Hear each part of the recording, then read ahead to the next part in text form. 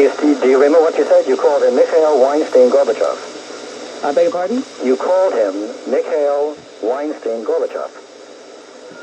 Weinstein? You said that. I didn't say it.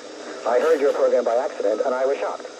You referred to the Secretary General as Mikhail... You're crazy. You're absolutely off your rocker. You better take a look at the tape. I don't have to take a look at any tape. Somebody was listening with me, and we were both absolutely amazed. Well, I'm amazed. Well, you take a look at the tape, because I'm not going to drop it, all right? You take a look at the tape. What's there to drop? What are you talking about? If that is not his name, do you see something wrong with that? I see something wrong with you making this up. That's what I see that's wrong. Okay. I think you're a AAA Sicola. Take a look at the tape. I don't have to take a look at any tape. And how would looking at an audio tape reveal anything anyway? Listen to the tape. Just listen. Get off my phone, you creep, and don't interfere with the broadcast. Very good. That's a good answer, by the way. That's an excellent answer. You smug creep. They were, but if a physician... Some of them act as if they are. And I have experienced this personally. I have spoken to you before. I'm a kidney dialysis patient. I spoke up for consumer and patient rights in healthcare. I've been actually deliberately medically mistreated and tortured, believe it or not, on the kidney dialysis machine. And right in Queens, for instance... When you go to Vincent Price, who was your doctor? I want to tell you, some of the people in healthcare have an attitude. In fact, one of the technicians even said to me recently, well, everybody in dialysis thinks they're God. Well, you know something? It seems some of the people in healthcare don't have respect for life, and it's a very serious problem. And I have been medically mistreated at Booth Memorial in Flushing, Queens. All right, we could hear about every little hangnail you've had, about every time you stubbed your toe. Talking about if I let you go on and on, we'd hear about every little thing that happened to you in your life. Thank you, Edward. Opposed who spreads hate and bigotry, who gets paid $1 million a year for. I wish I did get paid $1 million a year. And listen, you accusing me of spreading hate and bigotry? Yes. You come down here, you say it to my face, I'll punch your dumb nose right down your throat. Show me, give me an example of spreading hate and bigotry, you jerk. You sanctimonious little weasel. If I agreed with you, you wouldn't have said that, would you? I'll tell you, I'll give you a quote. You said that all gay people should get AIDS and die. Didn't you? Oh, are you gay? Yeah. I see. I see. Okay, no wonder this creep. That was 1 year ago. That was 1 year ago. That was hate and I had a specific reason for saying it. I said it in a particular context. I don't take it back. You creep! Get off my phone! Hello, Bob. We go from Bob to Bob, and this Bob hung up. You know that happens a lot of times. If I holler at one person, I go to the next person, they hang up. Because they're gutless. Let's see who this person is. A Bob Grant News. On the line, ladies and gentlemen, Anton Sharansky, formerly Anatoly Sharansky. What is it we should be looking for, Mr. Sharansky? Well, we must understand that policy of glasnost doesn't mean policy of respect to human rights, and policy of glasnost, what means openness, doesn't mean the opening of the borders of the Soviet Union for Jews and other people who want to leave Soviet Union. Policy of glasnost means policy of cosmetic, very nice, but very cosmetic gestures, like release of some of prisoners and some of refuseniks. But these gestures have to cover the real situation, to mask the real situation with human rights in the Soviet Union. And while some of the known refuseniks and dissidents are released, the new law is used, immigration law, which closes the doors for overwhelming majority of people who want to live forever. And maybe the most dangerous thing which is happening now is that while the chances for immigration from the Soviet Union are even less than before because of the new law, because of the new policy of the Soviet Union in this question, the image of the Soviet Union is as a country which is making real revolution in human rights. And even if there were times when the situation with human rights in the Soviet Union was worse than today, there were never times when the image of the Soviet Union was so far from reality as today. And it was never before the situation that people who wanted to know the truth about the Soviet Union listened to Soviet leaders and not to the activists of human rights in the Soviet Union. But that is the situation today, and that's exactly against what we have to fight. And you certainly know whereof you speak. Remind the people listening, Mr. Sharansky, because people have short memories, how long you were held in under brutal conditions in Soviet prisons. I was arrested only for being activist of Soviet Jewry movement and Helsinki group, and I was had to spend more than 9 years in Soviet prison, more than 2 years of them in solitary confinement, where I was deprived of all communication with the world, where I was had to eat only water and a cup of water and 3 pieces of bread every day, where you have no letters, where you have no newspapers, where you have no bed and no warm clothes, and every day you have to suffer from hunger and cold, and all this in order to make me to change my mind, to sign some statements accusing the West for their policy in human rights and saying that I have no more wish to live for Israel. And I was one of many thousands of political prisoners in the Soviet Union, and overwhelming majority of them still remains in the Soviet Union in the same conditions as they were, and even those few who were released were pardoned and not rehabilitated, and those laws under which they were arrested continue acting, and new, less known people in the West are arrested under the same laws. That's what you must remember when you are talking about new phase of the Soviet Union. Mr. Sharansky, thank you very much for speaking with us. We Okay. appreciate that. Thank you. Goodbye. Ladies and gentlemen, Anton Sharansky, and unfortunately, people will forget, people will not listen to him, because we are so eager, we want so much to believe that the Soviet Union has changed. We want so much to believe that they are not the pariah nation. We want so much to believe that they wish to live in peace in the family of nations. So we overlook what Anton Sharansky said. We overlook the fact that they have not taken down the Berlin Wall. We overlook the fact that they are still in Afghanistan. We overlook the fact that they said since 1980, and remember they went into Afghanistan December 26, 1979, they've been saying they wanted out of Afghanistan. We overlook the fact that they have not rescinded the Brezhnev Doctrine. We overlook the fact that there are thousands and thousands of people in the Soviet Union who are incarcerated for nothing more serious than what Anton Sharansky was accused of doing. Let us not forget that. And as Mikhail Gorbachev continues to seduce the fools, the dolts, the wishful thinkers, let's remember not Gorbachev, but Sharansky. Homeless. The homeless who are totally out of it, in catatonic state, would be better off being put out of their misery with a good overdose of Demerol. But you don't believe that. I do! Do you? Why do people say I don't believe that? I'm saying. Why do people say that, for heaven's sake? When I say what everybody secretly knows, they would be better off. Tell me what good it does. What good it does to roam around barefoot with overcoats, sweaters, roaming around dirty, filthy, in your own excrement, walking up and down 42nd. Tell me what that is. Is that living? Is there dignity in that? No, there certainly is not, but there is certainly no dignity on our part to decide that we can put these people out of their misery, is there? Yes, I think so. I think it would be the compassionate, sensible thing. And in the brave new world of tomorrow, if we survive long enough into the 21st century, we will do that. Because we'll get over our self-inflicted hypocrisy. Hypocrites like you who pretend that you're offended by what I just said. Oh, I'm not the Bork nomination. I'm against him being appointed to the Supreme Court based on what I think, how he would vote. And I support. In other words, you want a court set up with people who are predetermined as to how they're going to vote. You want, in other words, you don't want each. Marshall, William Brennan. They're okay for you. Yes. Because you know how they're going to vote all the time. Well, Lisa, I make my feelings known. Yeah. But in other words, if someone is way out in left field like William Brennan, then he's okay.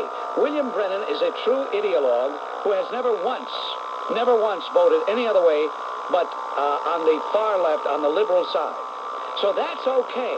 But someone that you think may be voting the other way, you don't want him. So, in other words, you're one-sided. Well, in the Supreme Court, that's what it is. In other words, the Supreme Court is supposed to be molded after what you want, not what anybody else wants, right? Get off my phone. I don't care if you complimented me all day long. You have proven that you are a super gavone, but I mean super. Maybe 15 years ago, I read a book written by a gentleman who was one of the top officers in Hitler's SS. And he made a statement. Call him a gentleman? He was a top officer in Hitler's SS, and you call him a gentleman? Well, compared that Nazi murdering swine, you call a gentleman? Listen, don't be rude. Don't be rude? That's right. How dare you say don't be rude when you call a Nazi a gentleman? How dare you? What a dope you must be. That's what I have to say. Not if you're going to call a Nazi a gentleman, you can't. Bob, I'm going to be rude like you and hang up on you. He hung up. I'm ruined. I'm ruined. Okay, Vince, did you go back to your radio? Vince, are you listening? Tu sei proprio no gavone. Brutta faccia. Ababan, you know what? Medical malpractice and gross negligence in our hospitals every year. Medical malpractice and healthcare crime, such as... What are you reading from, Edward? Well, this is a little something that I jotted down. Oh. But I can give it to you just verbatim. Or the whole point, though, is, for instance, now a multi-billion-dollar annual Medicare tax fraud bite, for example.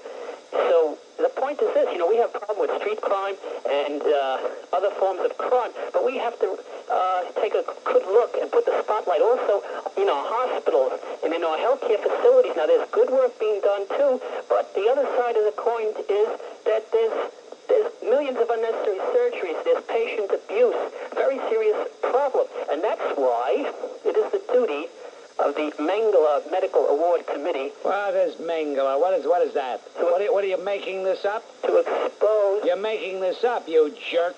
No. You sick jerk. There's no such award. Oh, yes. You're talking about Dr. Joseph Mengele? Well, we're talking about a small group to expose human rights violations in our healthcare system. And Edward, you got a problem. Are you the guy with the... have you ever had dialysis? Well, now... Wait a minute. Have you ever had dialysis? I asked you a question. Can you give me an answer, yes or no? But look, that's not the issue. I will ask you one more time, and if you don't answer, your history. Are you undergoing dialysis? I am undergoing dialysis. Okay, then you're the guy. Hey, Ed. Yeah. Why don't you take a vacation? You got on a kick. You discovered this program. You got on a kick, and every couple of days you have to call with this same litany. I'm getting a little tired of it. Why don't you get a girlfriend? Now get off my phone. Medically abused. Would you get off my phone, please? Ongoing. Would you please get off my phone so I can get on with the broadcast? Ongoing medical abuse. Would you please, Edward, your dialysis machine is waiting. Would you please get off the phone? Could be a problem for you someday. Would you please get off the phone? And that's the message. Now, would you get off the phone, please? And apathy, as in Nazi days, allows... Can't get this guy off the phone. Hey, guess what, Edward? Yeah? I'm going to have to take you off. Make me a bigot because I denounce King. Actually, I haven't denounced King. What I've denounced is the idiocy of having a day in his honor. Does that make me a bigot? Among other things... John, I asked you a question. Does that make me a bigot? In my opinion, it does. Why? Among other things. Why does that make me a bigot, John? Refer to the... You seem to have a problem with this, John. Why does that make me a bigot? It's everything together. Your passion is this... In other words, John, what you're saying right away within the space of a minute is you can't back up your idiotic charge. It's not idiotic. It's idiotic. It's childish. It has no merit whatsoever. Okay. You're making an absolute jerk of yourself. Here you say Here you come up with this kind of jargon. I can smell a bigot, so forth and so on. What do you want? Who the heck elected you? What? Well, how dare you so sanctimoniously call the program and determine who's a bigot and who's not a bigot? Who the heck are you? Who are you? I am a non-bigoted white person. You are a putrid, feckless, pusillanimous I think freak. that's a word. You see, where you give yourself away is when I asked you what the basis of your charge was. You mentioned Martin Luther King. Then I asked you to explain that, and you couldn't. I'm willing to give you a list of the racial comments that you've made. Okay. In other words, what you're saying is you withdraw the King statement. No. You want to go on to other things. How can you denounce everything that he did? I don't know if I denounce everything that he did. I don't understand how not thinking we should have a day in his honor makes me a bigot, number one. Makes me denounce everything he did, number two. And number three, you have a fixation where he's concerned. I think you've called in the past. You have an obsession with this guy. I never called before. No, you haven't, huh? All right. Then you sound like someone who has. Why did you refer to the late Mrs. Bumpers as the slain hippopotamus? Because she looked like a hippopotamus. No, maybe she didn't. Maybe she looked more like a rhinoceros. Coming from a bigot. You. That makes me a bigot. I color your neck red. Well, you can call me all the names you want, but I'm going to continue to sit here. I'm going to call someone a jerk. That's calling a name. When I say you're a bigot, that's an intelligent assessment. I couldn't care less. You can call me bigot all you want. Why don't you call me racist while you're at it? Let's let the world know, as I'm doing now. The world? You're right. The world is listening. The world is listening, and they hear you, and they realize. You want to talk while I'm talking? Go ahead. Go ahead. Finish what you want to say. Go ahead. Finish it. Okay. Biden is going to make mincemeat of Bork, and eventually Pretoria will fall, whether you like it or not. Well, I don't give a darn about Pretoria. I don't know what Pretoria's got to do with the charges that you're making against me. As far as Biden making mincemeat out of Bork, I didn't know that was Biden's role to make mincemeat out of a judicial appointee, the very same appointee that last year he said he would vote for.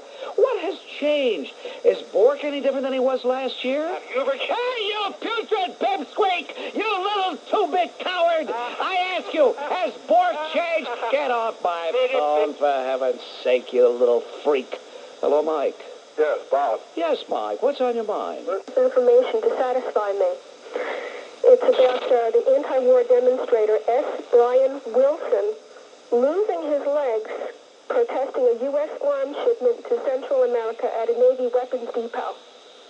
He got a phone call today from Nicaraguan President Ortega expressing sympathy.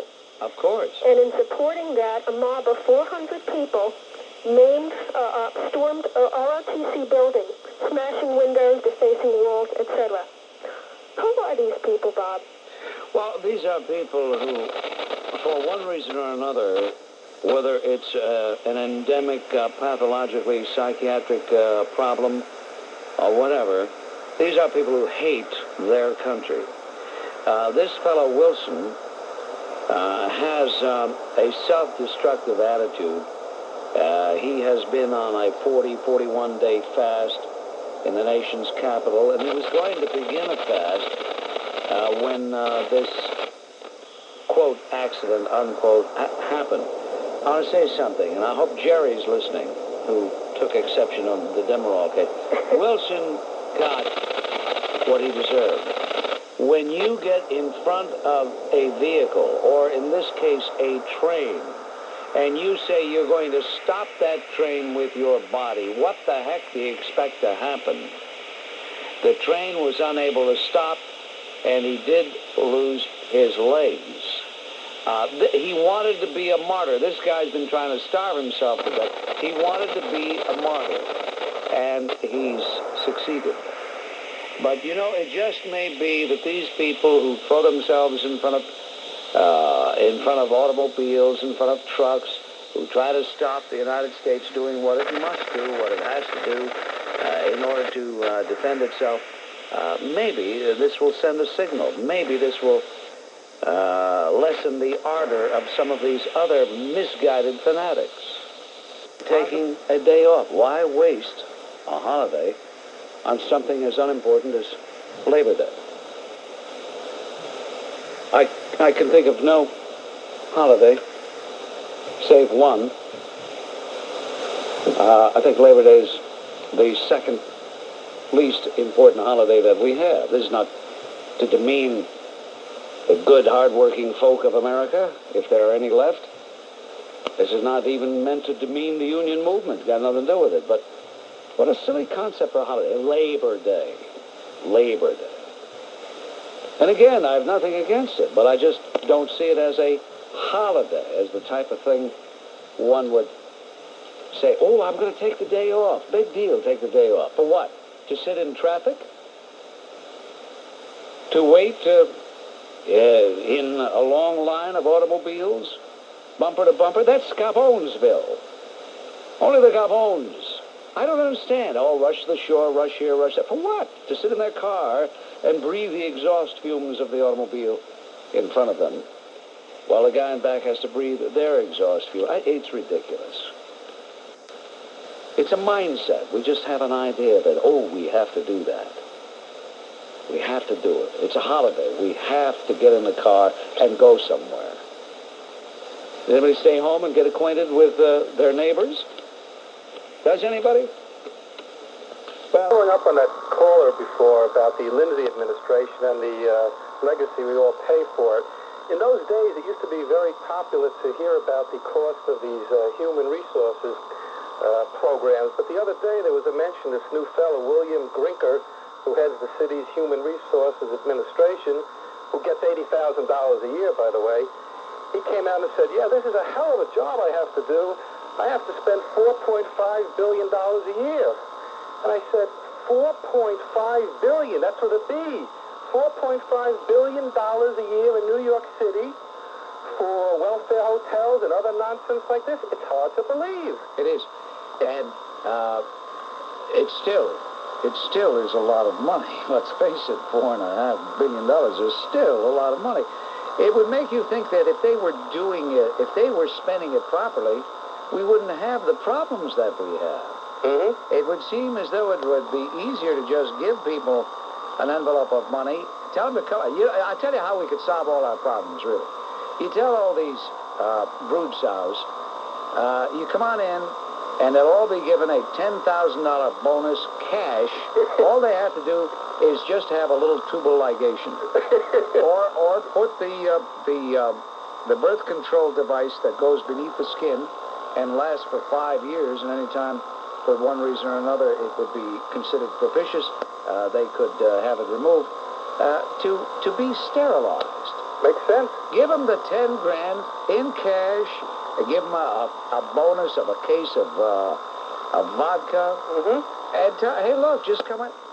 Within years, we would reap the benefits of that program. Makes a lot of sense. You couldn't waste more money if you tried. No. That's a lot of money that's put away. And not only that, it would be an accrued benefit, because in time to come, there would be fewer rampaging marauders, mugging, robbing, raping. Oh, you just reminded me of something, Marty. I was at the corner of where Late Canal and Avenue of the Americas converge, just a slight bit east of the Holland Tunnel. There were 6 uniformed policemen standing there from, I believe, the 6th precinct. And you know what? The squeege brigade was out en masse. And they watched the show. And they just watched. They didn't pay any attention whatsoever. Bob, the police department in New York City does not prevent crime. If you took the emergency service division, those guys who rescue people under trains and whatever, they do a good job. Take some of the detectives, and if you got rid of 10,000 cops tomorrow, nothing would change in the city. But it blew my mind. There these guys were accosting drivers with a squeege, and these guys are just standing there chatting, talking, laughing. You know what they're talking about? Their pension. That's the first thing they talk about in the morning and the last thing they talk about. Their pension. Marty, I appreciate you. Hello, Judy. Yes, Mr. Grant. I would like to comment on on the guy that called about the delicatessen? Yes. Yes. Okay, you might have the same reaction to me that you had to him, but I would like to comment anyway, and we'll see what happens, okay? I don't understand you. What are you saying? I want to comment on what you said to that man. You were annoyed at the seriousness he took to the situation, am I right? But I'm annoyed at who? I'm annoyed at a lot of people. Now, who are we talking about? But a caller called about a delicatessen, and he called and checked on the reliability of the cautious of the place. Can anybody understand, Judy? I can't. I don't know what the heck you're saying. What language are you speaking? And I'm not being facetious. I don't understand what you're saying. Okay, let me start off, okay? A caller called a few calls ago. Yes. About the delicatessen situation. Whew. It's that last phrase. About what? About the delicatessen issue. Oh, for heaven's sake. There's so many more important things to talk about. But I want to comment on this because it's bothering me. All right, comment. Okay. You're a very knowledgeable man, you know a lot, but I don't think it's fair for you to comment on cautious if you don't know what you're talking about. Don't talk about things you don't know, thank you. With that, she hung up. I didn't hang up on her, she hung up. She's a wind-up doll. I got it all figured out. She's a wind-up doll. Someone stuck, one of those keys up her, and wound it up. And the key started going faster and faster, and she just kept on... I tell you, make a joke about a mashkia, and it's the end of the world, for heaven's sake. That guy who called you a bigot? The guy from Cranford, Bill from Cranford? Whoever he was, you couldn't answer any of his questions, but I hope you can answer... I don't know what you mean by couldn't. What question didn't I answer? Well, something about the subhuman ancestry and... No. Something about because he was quack... No, he just asked me if I remembered saying that to that individual, and I said, yes, I most certainly did, and he wanted to know why, and I told him why. All right. Because I meant it, that's why. Well, never mind him. How about Mike? What do you mean, never mind him? You brought him up. Okay, well, that was just an intro. I have a question. An intro, huh? Okay. Why are you against the Martin Luther King national holiday, and why have you debunked the civil rights? Well, first of all, the civil rights movement is a big sham and a fraud. Why do you say that? Well, it was supposed to bring equal rights. It was not supposed to bring about affirmative action programs that said it's okay to discriminate against white males. It wasn't supposed to be a program whereby it started giving head starts to all kinds of people, not on the basis of whether they were qualified, but purely on the basis of race. Hubert Humphrey himself promised that this bill would not do that, and they went back on the promise. That's why I say it's a sham, a fraud, and a phony, and you can walk down the street of any American town and you can ask an awful lot of people and they will tell you that. As far as Martin Luther King is concerned, I think it's an important thing to make a national holiday for anybody. And I'd like to know why we make one for him. Well, why are you against it? I'm against it because I don't think that he deserves it. I don't think that we should be taking a holiday away from Abraham Lincoln and giving it to Martin King. Thank you for the call, you dumb jerk. Hello, Joseph. Hello, Bob. Yes. Listen, I got to make a statement and then make two other statements.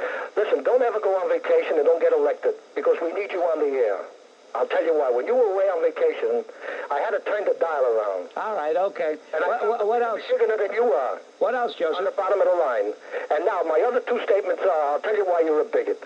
On your other program, when you were on another station, a little girl called you about... What is this? What is this? What is this parade? What is this? 1 o'clock in the morning, you said to her, she sounded black, and you said to her, do you know where your father is now? That was number one.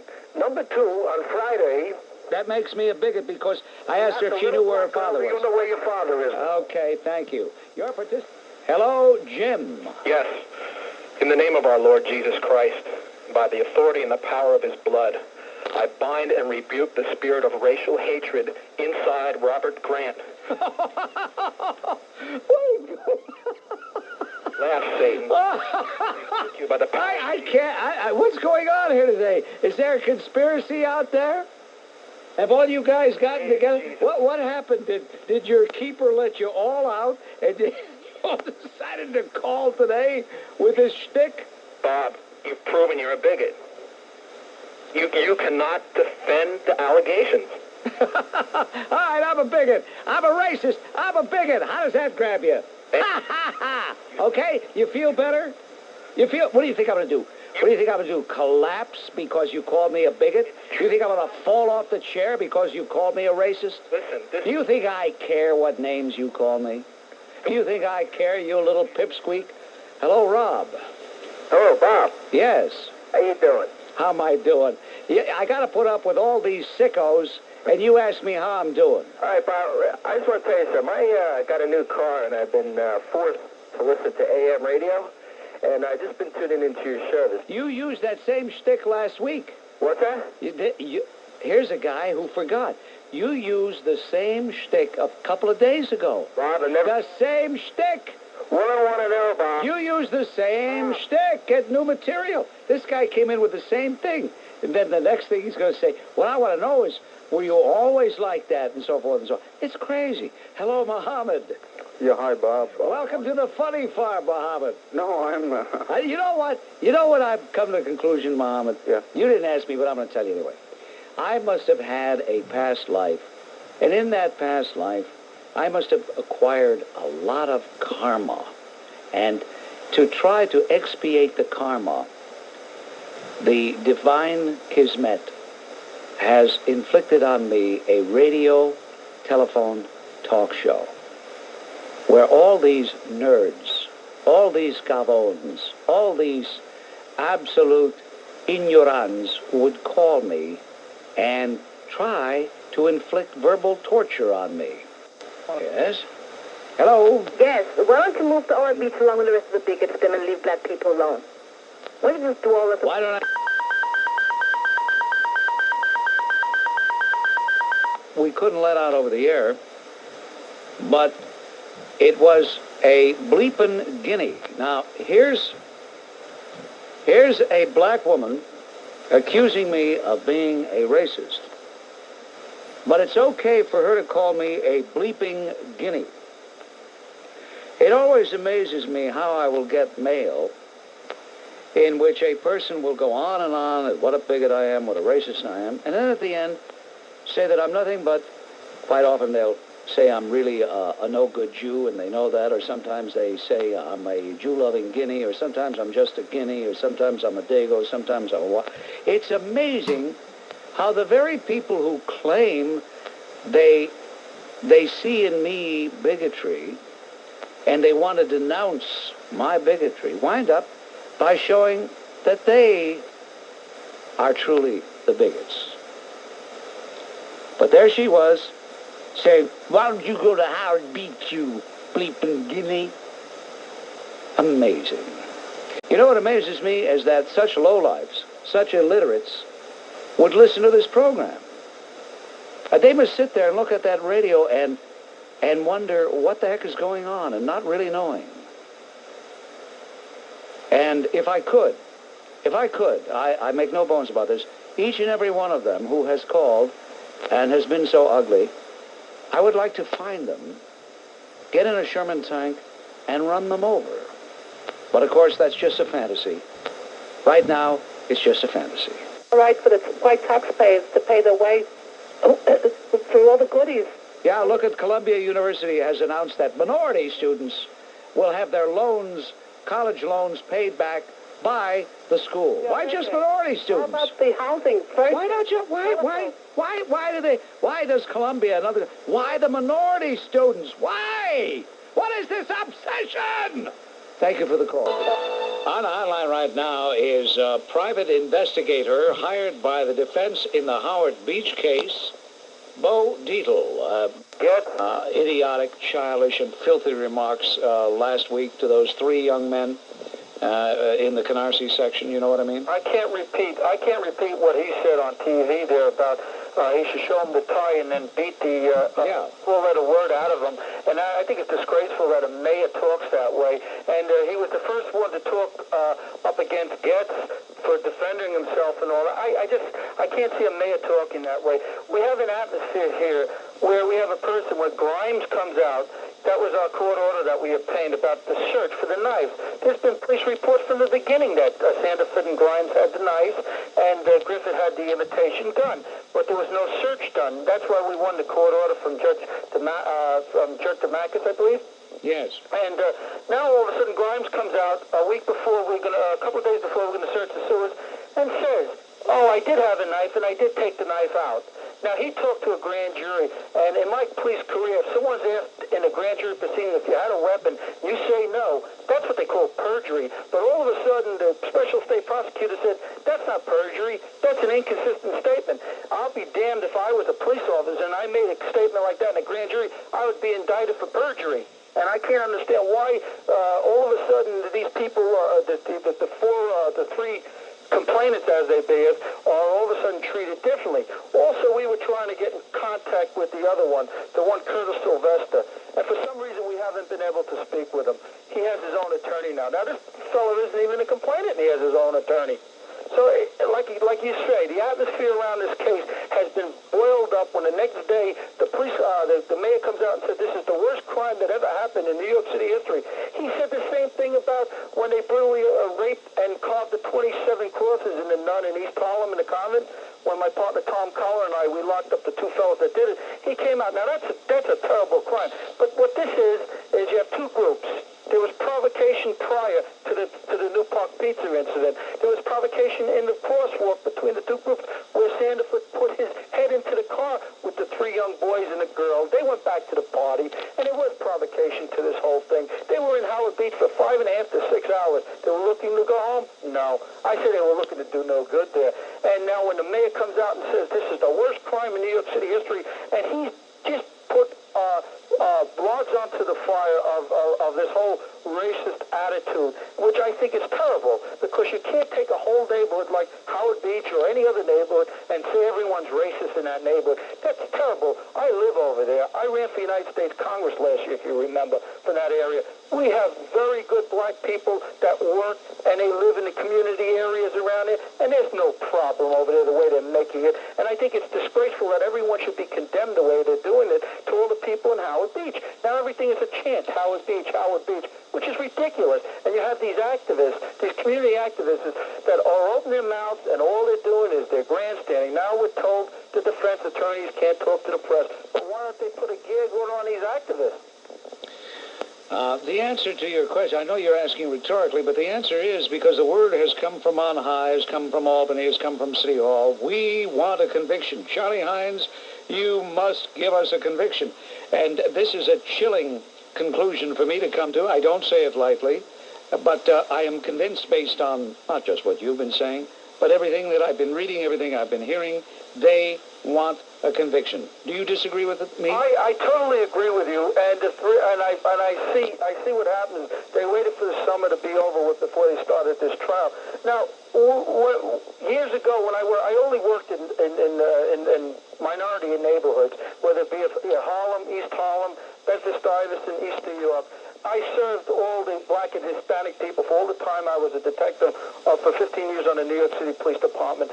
And I had dealt with this kind of rebel-rousing before, but never ever coming from a mayor and public figures where people were so afraid to get involved with this case, including my sister, and I looked into it. I read the police reports. I read thousands of papers, and then all of a sudden I said, hey, wait a second.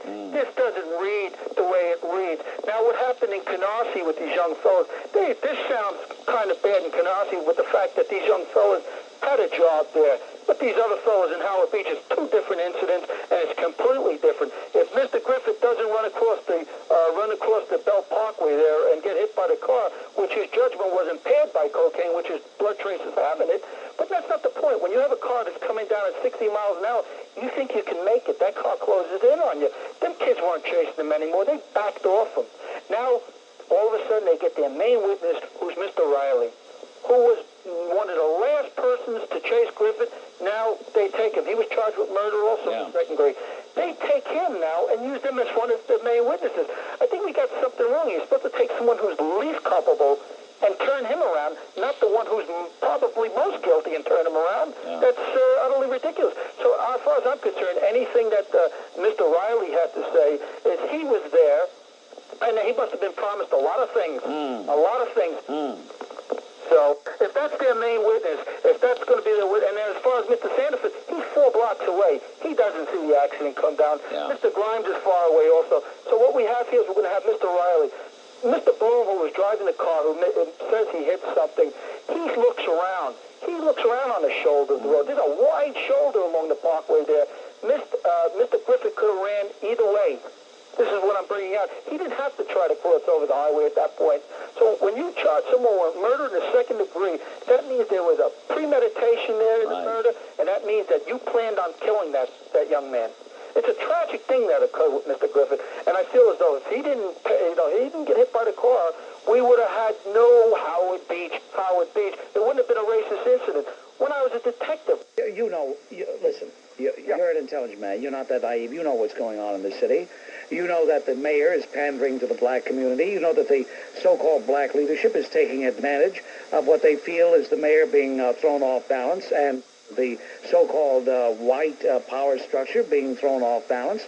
You know that C. Vernon Mason and that his partner in crime, Alden Maddox, have been getting away with murder in the way they've been conducting themselves.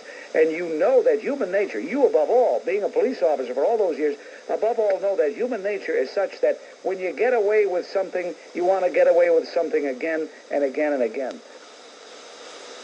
Hey, did you see where Il Supremo's trip this week to the Soviet Union is going to occur? Well, let me tell you this. I have not abandoned my belief that he is interested in the presidential nomination. I think his strategy, and a very shrewd strategy it is let them come to him. When you have the arrogance of an Il Supremo, when you have the massive ego, which even in the world of politics is larger than life, you believe they will come to you. And he also knows that once he would become an active candidate, he would be questioned, cross-examined, scrutinized, magnified. But it is tragic that someone who basically is so shrewd, is so naive, so illiterate when it comes to the Soviet Union. His speech he made at Chautauqua a couple of weeks ago demonstrates he doesn't understand the basis of the Cold War. He doesn't understand the perfidy of the Soviet Union throughout history. How could anyone so shrewd, such a political killer on the domestic scene, be so naive? Or is he not naive? He's just such a left-winger he can't help himself. Of course, have minor problems. We all have minor problems. And we need therapy. And we know we have therapy on the radio. There are therapists on every radio station, on your station and others, child therapists and sex therapists. Yeah, but do you really call that therapy? That's not therapy. Exactly. It's a radio show with some broad who has a questionable degree trying to sound like she knows everything. Thursday and Friday, you, under a lot of pressure, you admitted to being racist. I didn't confess to being anything. I said, if you want to call me racist if it makes you happy. Because people seem to think, I know what I'll do. I don't like his views. I'll call him a racist, and that'll stun him. That'll paralyze him. Well, and so I said to that person, all right, you want to call me a racist? Fine, call me a racist. Now let's get back to the issue. Okay, the issue is... So there's no confession, you jerk. You're a bigot. Now, you were not able to... Oh, now we go to the word bigot. You were not able to answer any of their questions.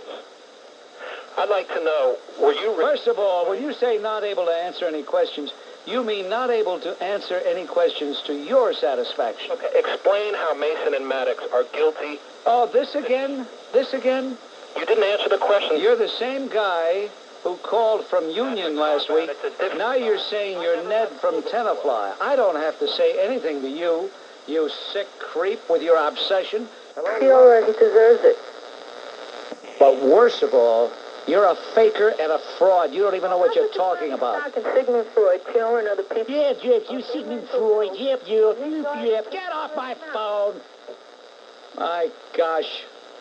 It's, I gotta get out of here. I really do. Somebody like this sanctimonious Duke of Chappaquiddick, the swimmer, who still has never explained that night that Mary Jo Kopechne drowned in his automobile. The night before, the day he tried to get his cousin Joe Gergen to lie and say Joe, not Ted, was driving that car. Did you know that? This is the same Ted Kennedy who cheated in college. This is the same Ted Kennedy who, it was revealed in the biography, the autobiography of his wife Joan, was such a poor excuse for a devoted husband.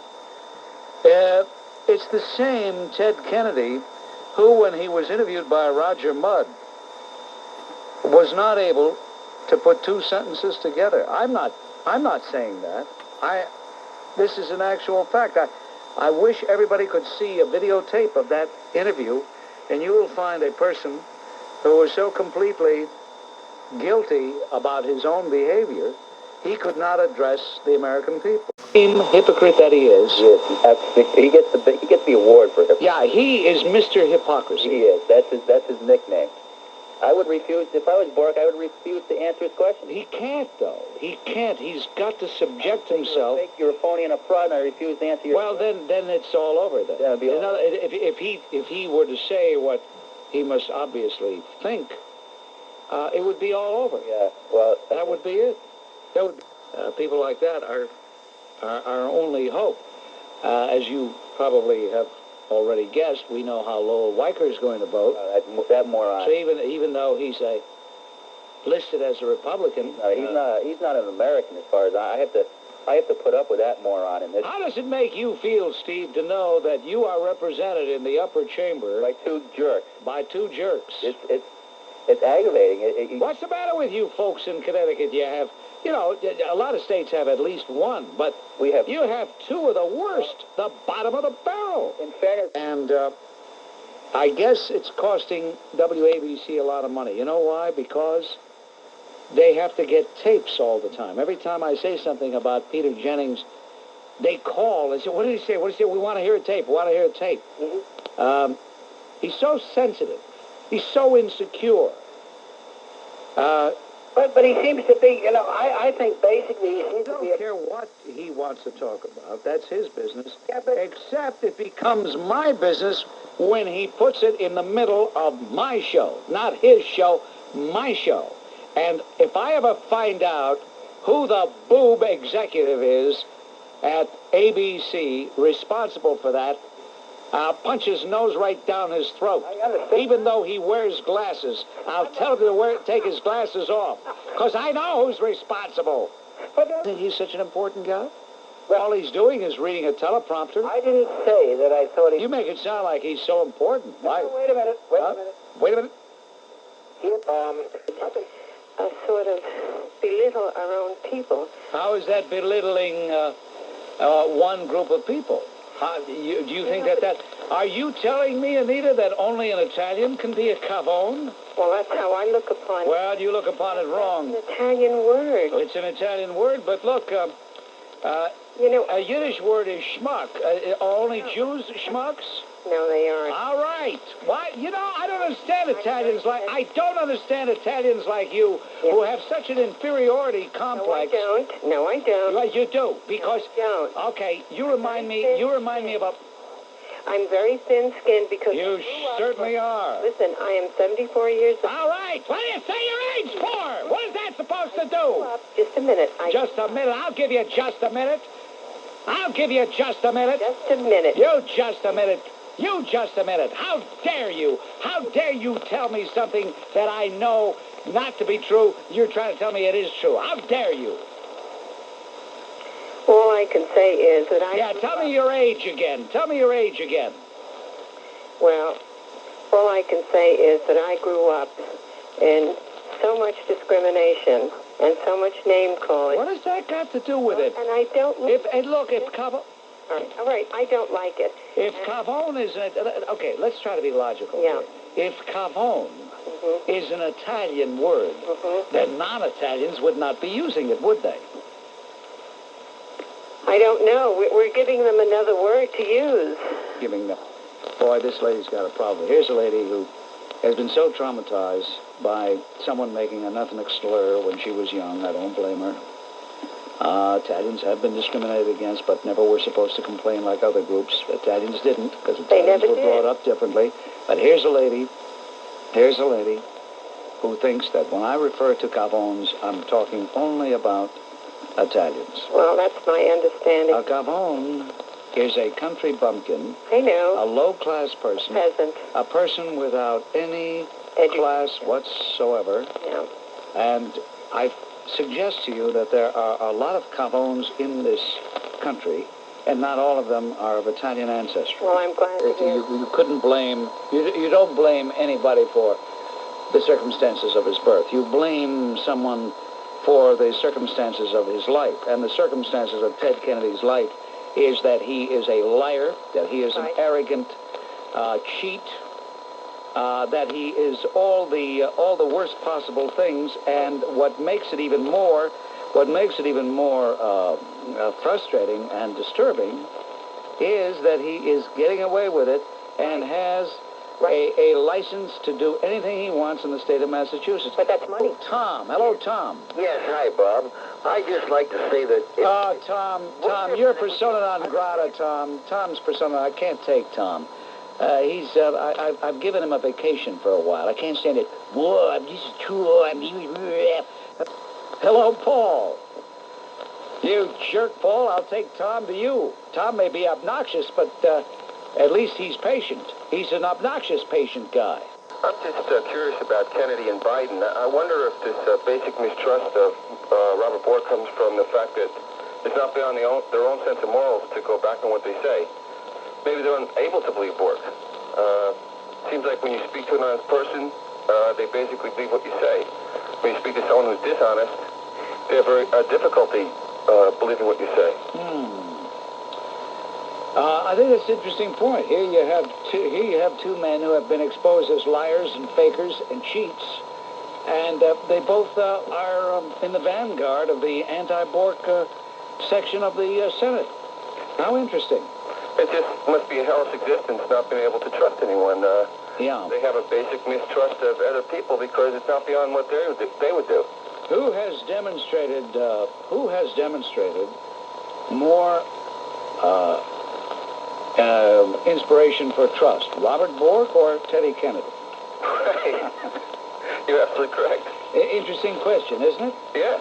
I ask every parent listening who may have a daughter in their early 20s, would you feel comfortable if your daughter were out with Ted Kennedy driving over a bridge? Yeah, correct. Would you be happy getting directions from Joe Biden? Could you believe Joe Biden if he told you what your name was? This is Bob Grant. We have some sanctimonious, officious Forest Hills hag calling last week saying, I don't think you're dignified enough to see the United States Senate. Dignified?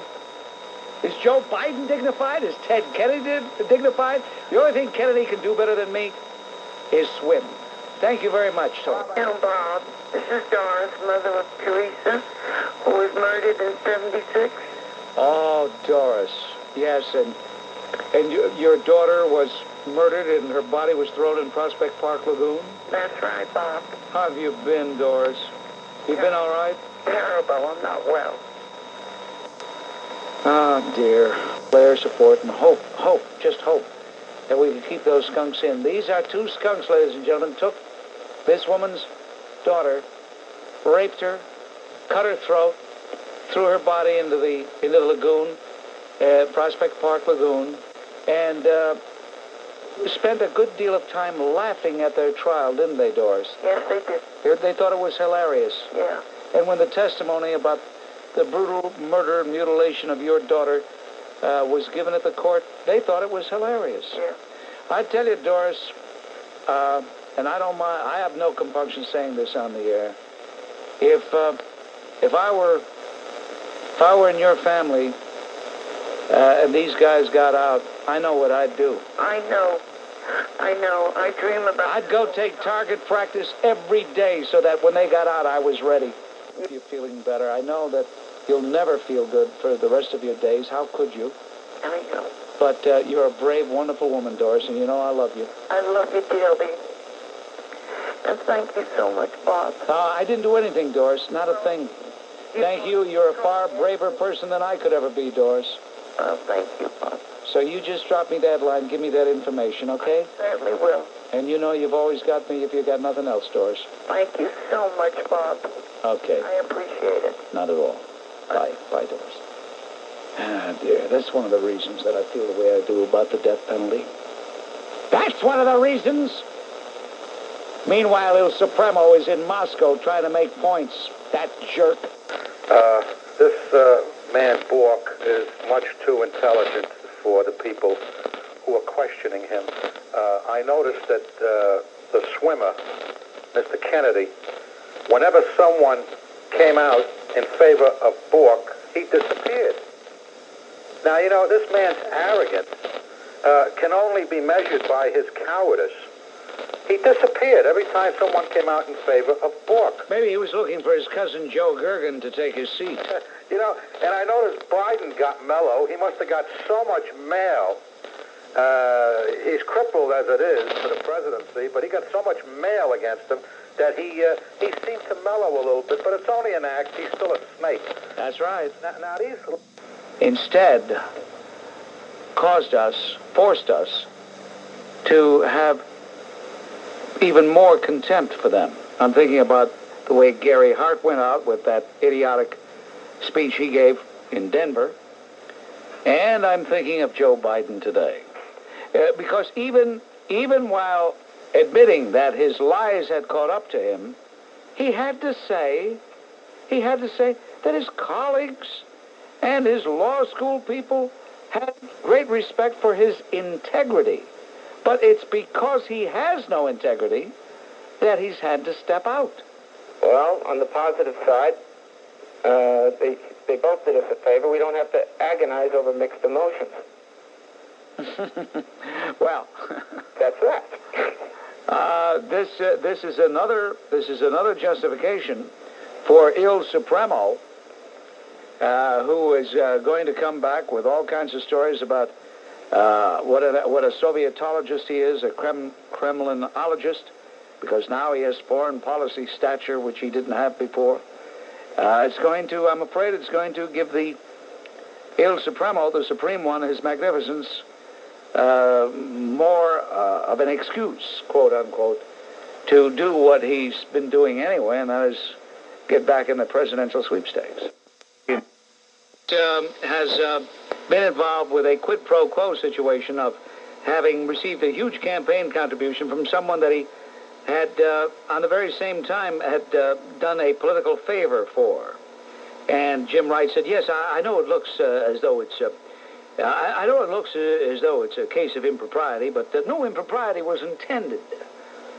Frauds and hypocrites, Bob. It's just unbelievable. And they're getting away with it. That's what kills me. I know. I mean, you know, what are the people of Ohio, what are they doing with a guy like Metzenbaum representing them in the Senate anyway? What are they doing with a guy like Traficant or Okar representing them in the House of Representatives? What the hell is the matter with those people? And watching Arlen Specter with, his dialogue with Judge Bork, when Judge Bork was testifying, him being a Republican, he seems to be sort of like the epitome of what a devil's advocate is supposed to be. He's, looking for some reason why he would want to vote against this man.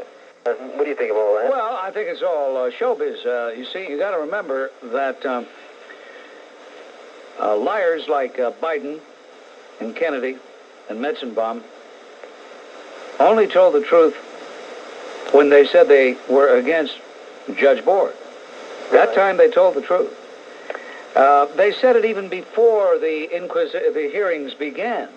They said it before. They said it as soon as the nomination was heard. They said they were against him. So you would say, well, if they've already made up their mind, why do they waste their time? Why even have the hearings? Politics. Well, politics and showbiz. Yeah. On the other hand, a guy like DeConcini, whom you did not mention, Yeah. and Specter, whom you did mention, they're more clever because they, too, have made up their minds. They, too, are opposed to the nomination, but they pretend that they're swing votes. Right. They're not swing votes. I want to mention real quick that there are 3 phrases that I've heard in the news for the past year and a half or so that I sort of wish there was no necessity for the media to have come up with. They are Iran-Contra affair, reflagged Kuwaiti tankers, and exchange of bodily fluids. That last one in particular, if I never hear again, it will be too soon, but we know we're going to hear it over and over again.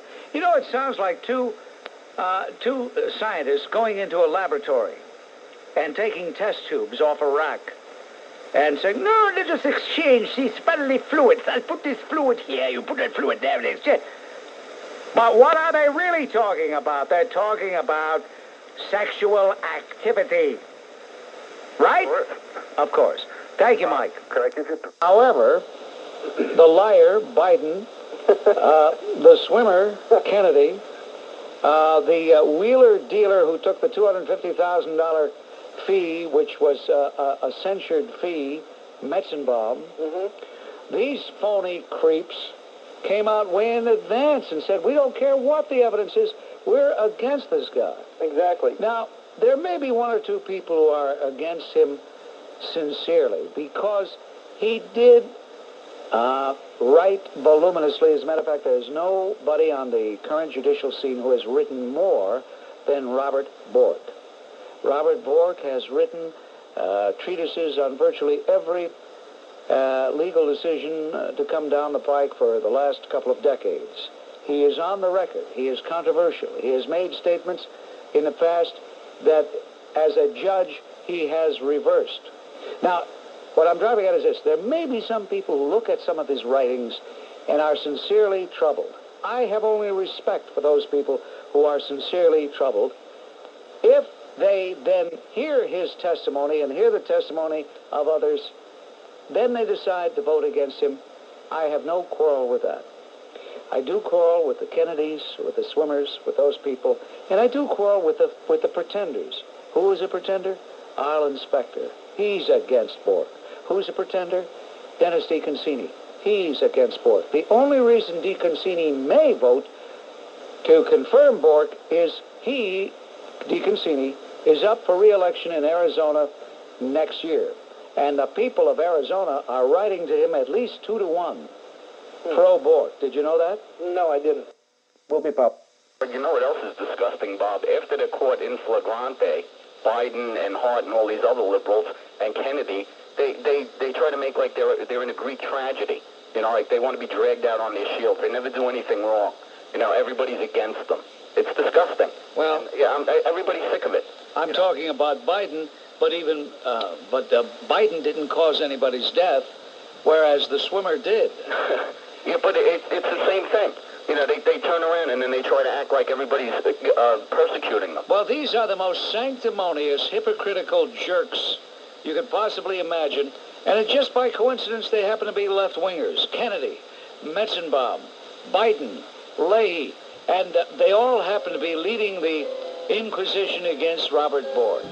And unfortunately, it looks as though they won that one because Robert Bork is just about, well, what's the next thing to a dead duck? A semi-dead duck? Steve, next.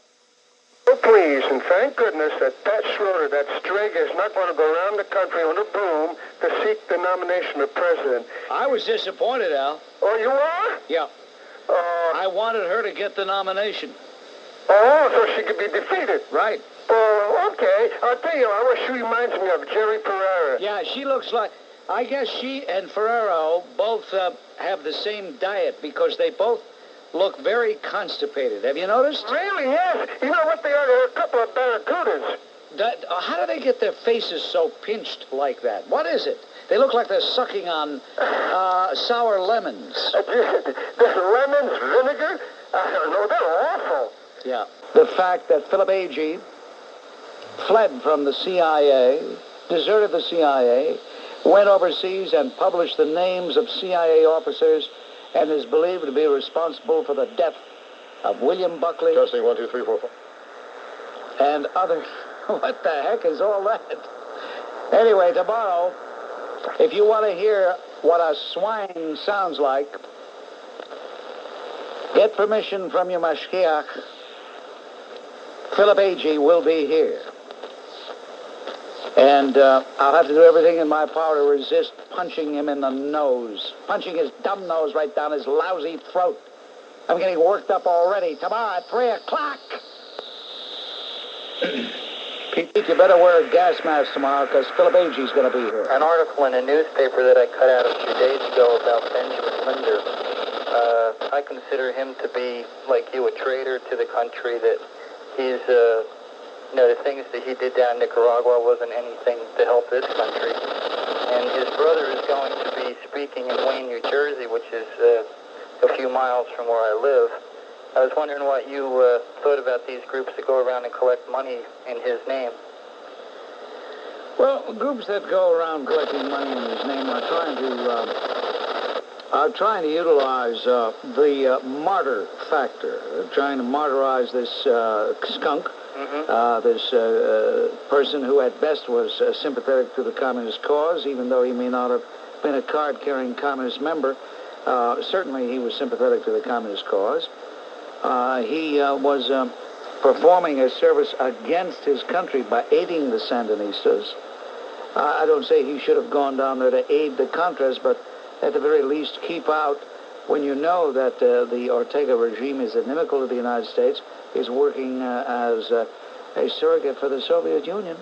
But Benjamin Linder's compatriots have given themselves away in interviews that I had witnessed on videotape. They are anti-American Americans. It's a curiosity, but it's true. And if you go to that Linder affair, you will hear a diatribe against America. You will hear Linder eulogized as though he was some victim of the administration. And indeed, he was a victim of his own pro-communist ardor. That's what he was a victim of. Well, what I wanted to do, he wasn't political. He was only trying to help the poor people. But well, that's not true. That's a myth. He was political. That whole Linder family is political.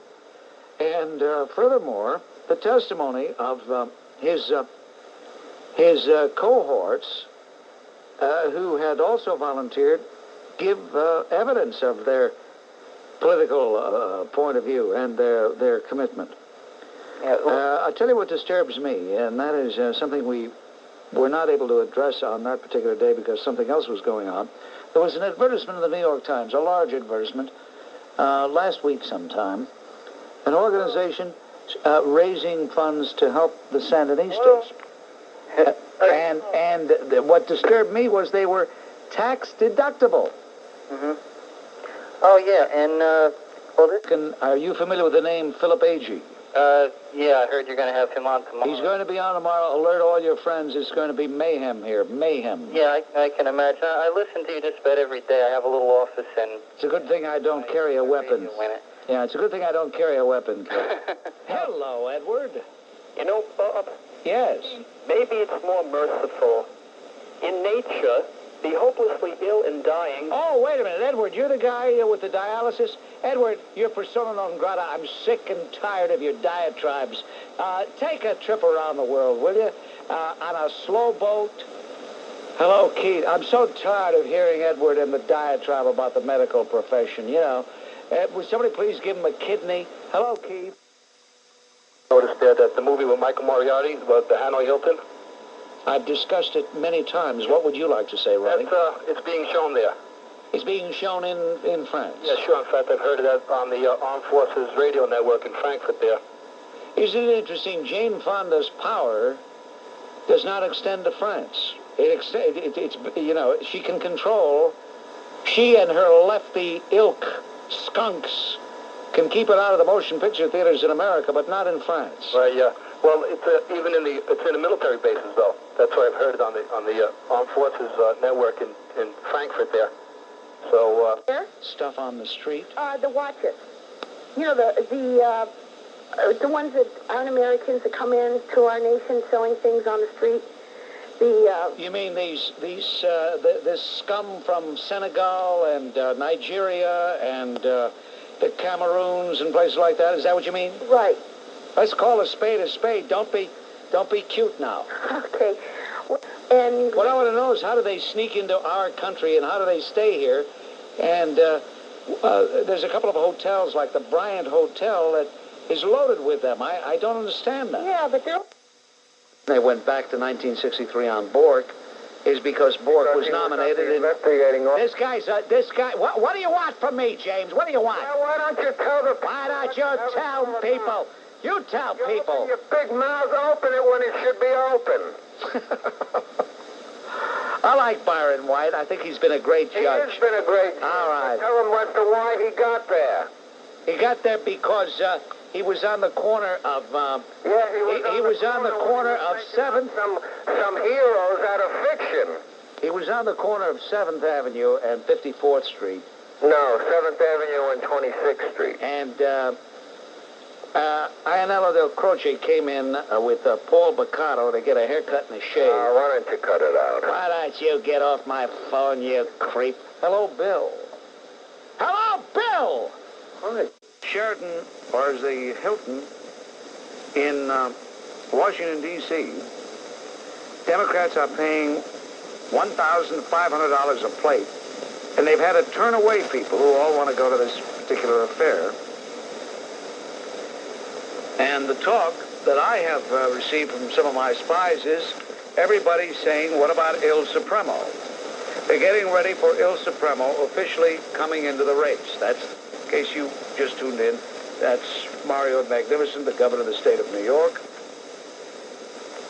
who is setting the stage now for his entry into the presidential sweepstakes.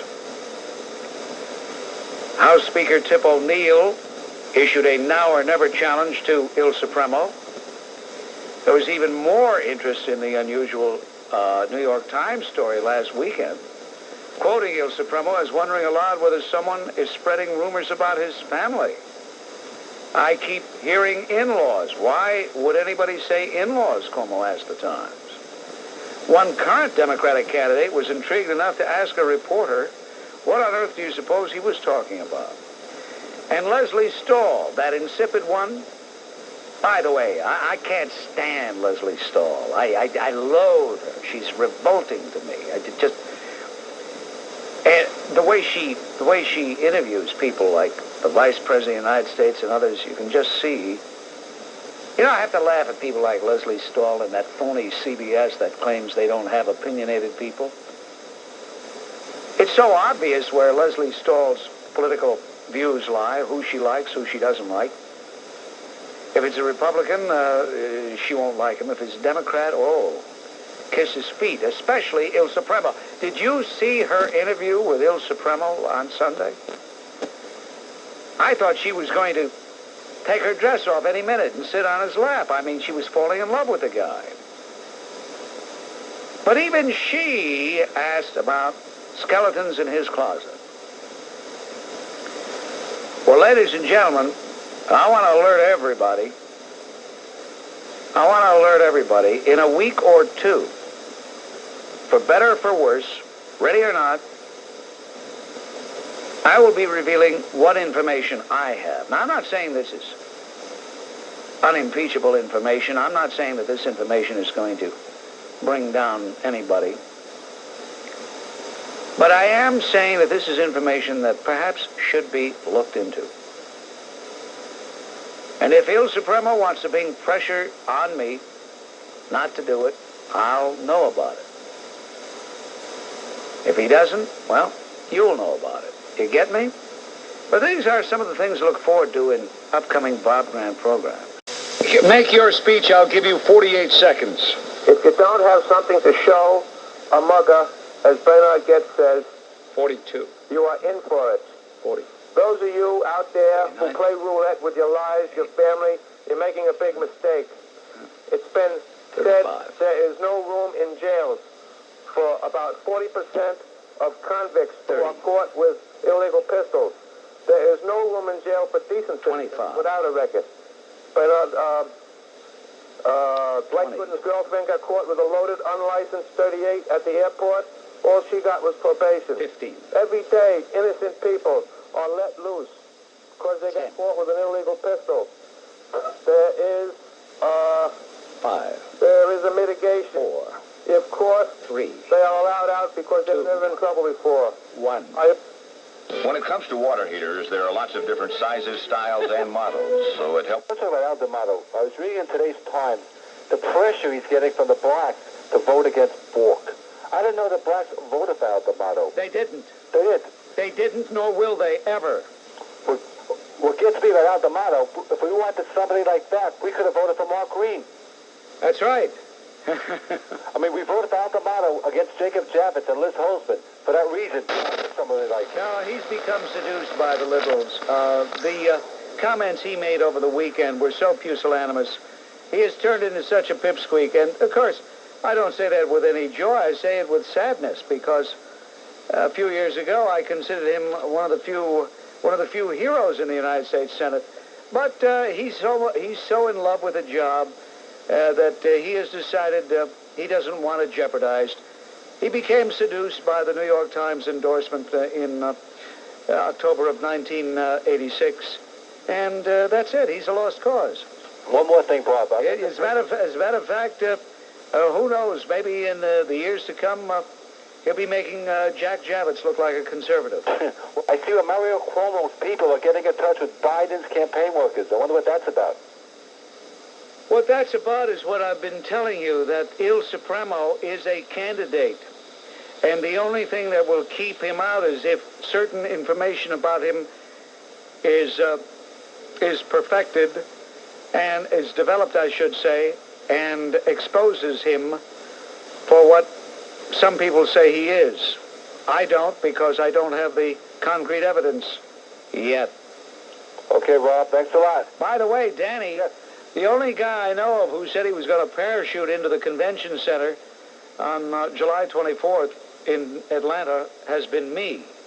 The other day, in an interview, Cuomo said, there's some people who say I'm going to parachute into the convention. What does he mean, some people? A person, me.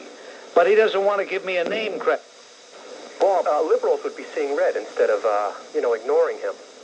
And I have a list of quotes. I think they're diverting from the issue when they just blame his say that he won't denounce Farrakhan. I have a list of quotes that he's made over the years, and if it's all right, I'd like to read some.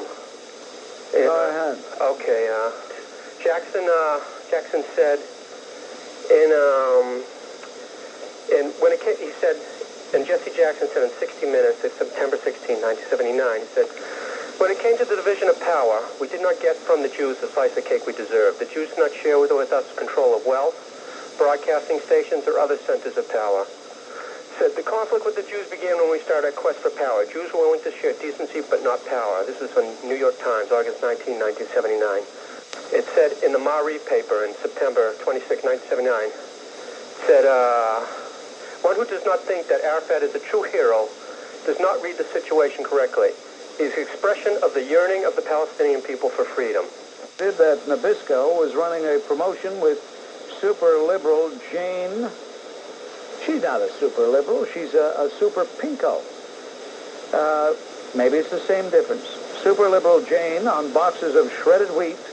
The company was listing an 800 number that fitness freaks could call in order to order a discounted Fonda workout videotape. Grant and some of his Vietnam vet listeners will never forgive Hanoi Jane for her visit to North Vietnam. They started a campaign to pressure Nabisco to drop Jane, and they won. The company is taking her off the shredded wheat. And to my knowledge, it's the first time any American has stood up to this powerful, leftist, degraded, weird creature. But you can't blame Jane Fonda for being arrogant. After all, when a political moron like Larry King interviews her on his knees, what do you expect? Jane Fonda said in 1973. I think it was April 19th, to be exact.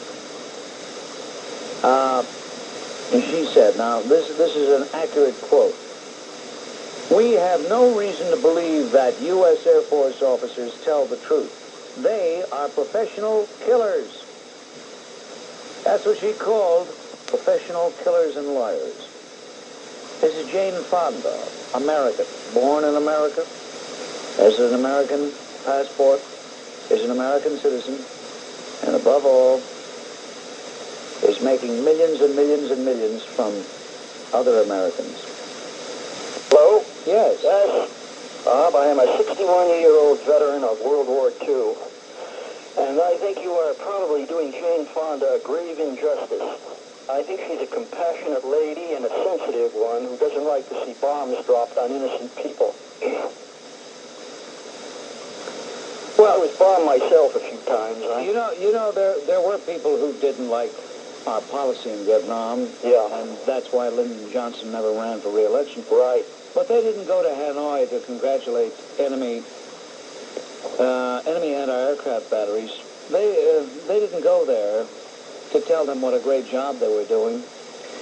And if you're so dumb you really believe what you said, I don't think you would couple your stupidity with a traitorous act such as going to Vietnam to congratulate the aircraft battery. You say you were in World War II. What theater? I was in the Navy in the Pacific. I was rather young for World War II. Where are you from originally? Where were you born? I was born in New York. I grew up in Connecticut. Really? Really. Where did you get that slight foreign accent? Have you lived abroad? I lived in Europe for 4 years. Uh-huh. I was 30 months in the wartime Navy, and I spent 8.5 years in the peacetime Army for reasons too lengthy to go into here. Nobody asked you, but okay. It's interesting that you spent all that time in the Navy and then all that time in the Army. Right. Where you weren't making it in civilian life, obviously. Because I used to get epileptic seizures and I could not hold a job. That's why I did that. I see. Has this made you bitter against America that you... No, not against America. Not against America. Conditions that existed in America. Okay, what conditions? Like getting fired from a job that I was capable of doing, but for some reason people were frightened of epileptics. I don't know. I didn't understand. And the Navy knew you were an epileptic? It didn't start until after I was out. I see. And then did the Army know you were an epileptic? No, I went in and they found out afterward, but the seizures were not frequent enough for them to discharge me. However, I am not a military man, so... No, you're not any kind of man. You're a two-bit jerk and a phony and a freak and a skunk and a louse, and if I ever see you, you creep, I'll punch your nose right down your throat. How dare you say what you've said? How dare you say what you've said? You phony, two-bit phony. Do you mean to say that when you were serving in the United States Navy in World War II, if somebody congratulated a U-boat commander because he sunk an American ship, that'd be okay with you? That was a different war. A different war? Listen, when American boys are fighting and dying, no matter what the war is, they're American boys. Even when they do wrong things? When they do wrong things? What about the atrocities America committed over... This guy's giving himself away. What atrocities, you jerk? Get off my phone. Hello? Hello, Bob? What is this, Sister Peg? What is this? Yes, I am a Roman Catholic sister. And Sister Peg? There's nobody Sister Peg. Yes, there is. There is not. I'm in Brooklyn. Sister Margaret Mary is my name. That's different. Well, my nickname is Peg. Well, I don't want to call you Peg. I don't call nuns by nicknames. All right. I would like to support your ideas about how Marxism has been invading the church. And as a sister, I'm looking right now at one of our notices that we received telling us to attend certain talks on Nicaragua and Central America. Oh, who's telling you that? Well, we have listed in what we call a newsletter that comes out every month called Significant Data. And on it, I'll list for you a few things. Nicaragua and Central America. Father Jerez, president of the Universidad Centroamericano in Managua, Nicaragua. Wait a minute, he's a Marino. Well, Marino is Marxist. I know. So listen, if the Marinos put it out, And you know it's not religious, it's political. The Maryknolls are not interested in the gospel of Jesus Christ. Yes. The Maryknolls are interested in the gospel of Karl Marx. But what's so important, Bob, is that it's not just Maryknoll, but that they have invaded my community, which is Dominican, the Josephites, the Mercies. Next to that notice, I have a peace pastoral, a challenge to religious community.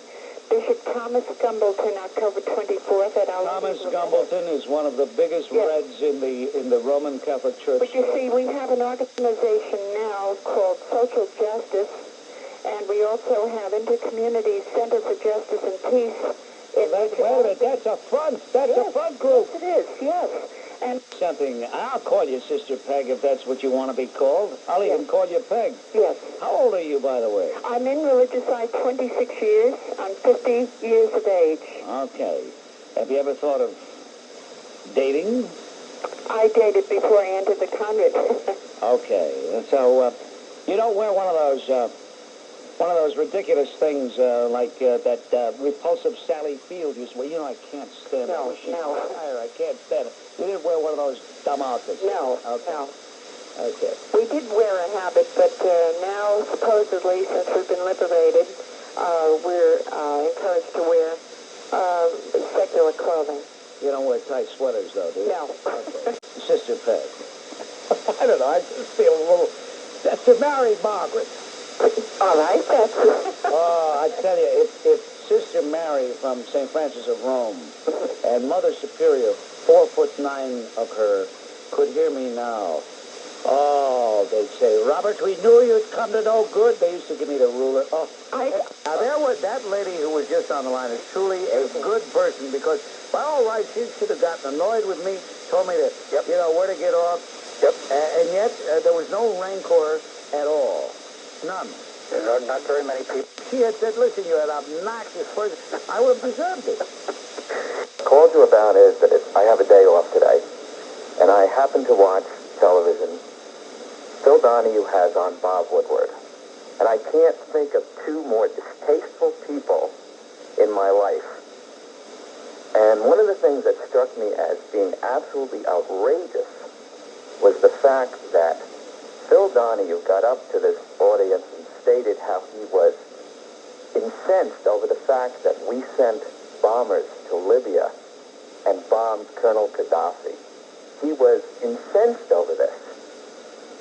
It's another one of those blame the United States first. I was so outraged to see this. I only wish I had Phil Donahue's number to call him up and tell him what I thought of him. Well, it's you know, this is a great country. It really is. It's a great nation. It won't remain a great nation, but it has been a great nation that we tolerate, we indulge an anti-American scum like Phil Donahue. Bob, it really is a shame. I have never heard Donahue ever say anything in defense of this nation, ever say anything to praise this nation. He is part and parcel of that left-wing panoply of ragtag swine that oppose everything this nation does to preserve its own independence and its own sovereignty. It's amazing. You know, it wasn't a racial attack, and I'm going to go out to Howard Beach, and I'm going to go out there on my soapbox, and I'll straighten things out. And no, I never said that. Don't. You said your station wouldn't allow it. Don't put words. I'm not putting words in your mouth. I never said. You said. Hey, look, you little two-bit worm! I never said I was going out there on my soapbox and straightening out Howard Beach. I never said that. Did you say you wanted to go out and straighten things out? I said I would. And you said your station wouldn't allow it. You went on and on. You said my station won't allow me to go. I never used terms like I was going to get on my soapbox. Excuse me. I never said I was going to. I'm sorry. I apologize again. Okay, that's the second time you've apologized. Okay, but... Mark, you're on WABC. Hello. Hello, Bob. The other day I heard you say that you were happy that the Dominicans in that boat sunk. WABC. Hello, Bill.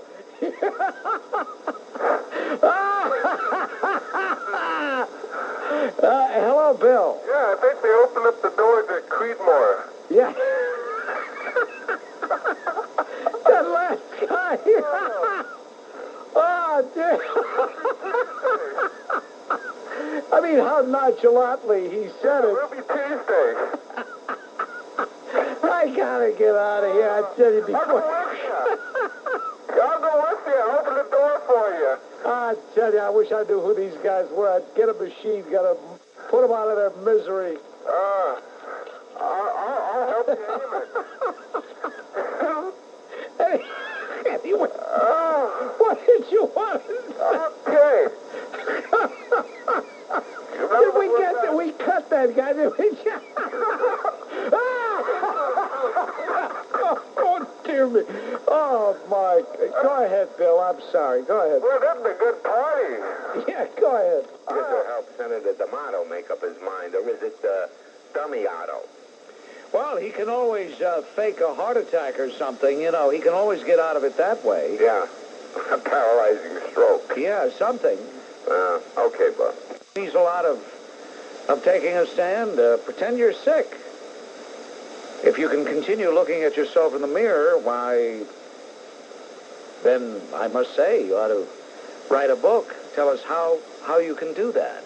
How you can be so pusillanimous and still look at yourself in the mirror, Senator. You see, Senator, you're paying the price of expectations. I expected you to take a stand. I expected you to be a mensch. The senior senator, I didn't expect anything from. Yeah, about the gay pride or whatever, the civil rights for the gays, the administration did open my eyes to the fact that these are people and that they do deserve rights, and these are caring people, too. Well, what rights do they not have? Hold on a minute, Jerry. What rights do they not have that they should have? Easy. Anybody, I don't know of anybody who is deprived from renting a house or buying a house on the basis of their being homosexual. Well, their sexuality would never come up unless they suddenly wanted to make it an issue. Maybe they know there are dumb people like you who are going to believe they're being discriminated against. And guess what, Jerry? You dope, you dummy, you jerk. They are not deprived of any more rights than you are. May I answer you, sir? May I answer you? You sick little weasel. Of course you may. You creep. Thank you very much. You dumb creep. Will you let me answer you now? May I answer you? I'm listening, Jerry. I'm a bigoted little person. Bigoted? What a creep. All right, we're going to make Roy Fredericks happy. We'll play at Spot.